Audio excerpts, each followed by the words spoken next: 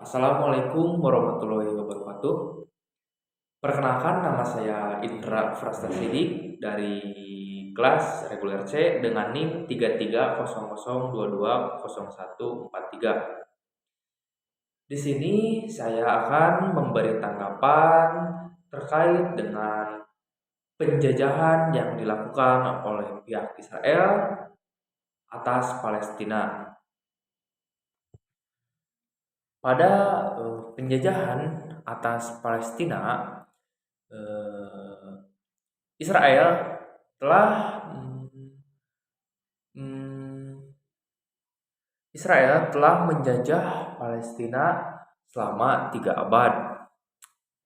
Yang saya tahu, pada abad ke-19, pada 29 hingga 31 Agustus tahun 1987, Israel bermaksud untuk mendirikan mm, negara Yahudi di Palestina yang dipimpin oleh Theodor Herzl. Dan pada saat itu Palestina sedang dikuasai oleh Turki Utsmani. Serta pada tahun 1987 itu juga Komisi Arab dibentuk di Yerusalem untuk menghentikan pencaplokan lahan oleh imigran Yahudi pada kala itu. Lalu yang kedua, pada abad ke-20, pada pergantian milenium. Pada saat itu, dengan semakin banyaknya imigran Yahudi, kesadaran nasionalisme di kalangan pribumi Arab timbul dan mereka memimpikan negara sendiri di Palestina karena jengah melihat para tuan tanah Yahudi yang kian semena-mena. Dan pada tahun 1915, di tengah Perang Dunia I, Inggris berhasil merayu Syarif Mekah Hussein bin Ali. Mereka melancarkan pemberontakan melawan Turki Utsmani dengan janji dukungan atas pembentukan negara Arab meliputi sebagian besar Timur Tengah termasuk Palestina. Lalu pada 2 November 1917, melalui lobi bankir Yahudi, Walter Rothschild, Menteri Luar Negeri Inggris, yaitu Arthur Balfour, mengumumkan dukungan Inggris atas pembentukan negara Yahudi di Palestina. Lalu pada saat itu populasi Yahudi melonjak drastis sejak itu, pada yang awalnya 5% menjadi 30% pada tahun 1935. Lalu pada yang ketiga, yaitu pada abad ke-21. Pada abad ke-21, meski Yitzhak Rabin dibunuh pada saat itu, perundingan damai terus berjalan. Namun pada September tahun 2000, Perdana Menteri Israel yaitu Ariel Sharon melakukan kunjungan provokatif ke Masjid Al-Aqsa. Dengan kunjungan tersebut memicu intifada kedua yang lebih mematikan ketimbang yang pertama. Sekitar 3.000 meninggal di pihak Palestina dan 1.000 di pihak Israel. Nah, intifada kedua resmi berakhir pada 2005 saat kedua pihak sepakat tak saling serang. Nah, lalu pada tahun 2006, pemilu Palestina dengan tujuan pendirian negara Palestina, kelompok Hamas memenangkan mayoritas suara sebesar 44%.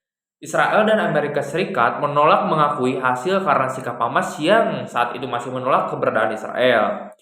Sementara pada 2007, Hamas dan Fatah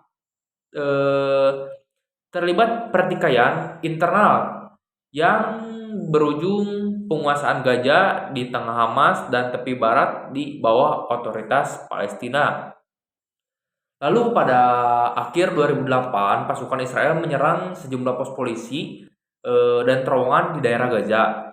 Hamas yang memiliki serangan itu sebagai pelanggaran gencatan senjata membalas dengan tembakan roket. Hal itu kemudian meledak jadi konflik terbuka saat Israel melancarkan operasi Khalid di Gaza yang menimbulkan ribuan korban sipil. Pada Februari 2019, gencatan senjata ditandatangani dengan mediasi internasional antara kedua belah pihak. Lalu pada 2012, gencatan senjata kembali ditekan Hamas dan Israel.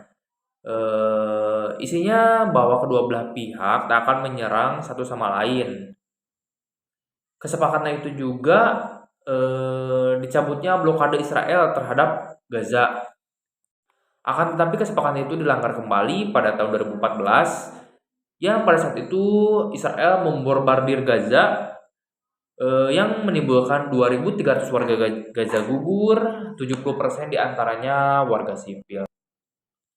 Lalu pada bulan Mei tahun 2021, Israel juga melakukan pengusiran paksa terhadap warga Palestina di Sheikh Jarrah di dekat Masjid Al-Aqsa. Hal ini juga memicu protes dan kemudian pengepungan jamaah yang beriktikaf di Masjid Al-Aqsa.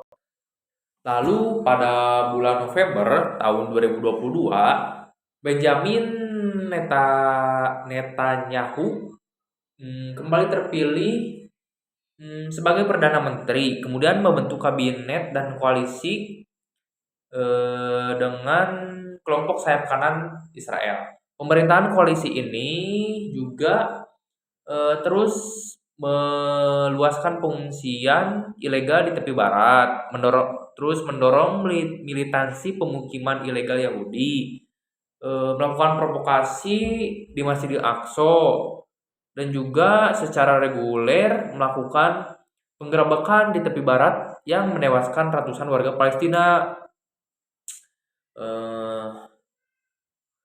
Selanjutnya pada saat itu juga tahapan warga Palestina